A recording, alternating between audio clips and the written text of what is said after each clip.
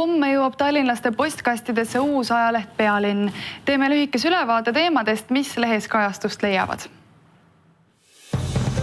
Värskes ajalehes Pealinn. Tallinna e-etteütluse lugeja ja Tallinna teenetemärgi kandidaat Tivo Linna tunnistab, et eesti keelt ohustame me ise oma mõtlematusega kõige rohkem.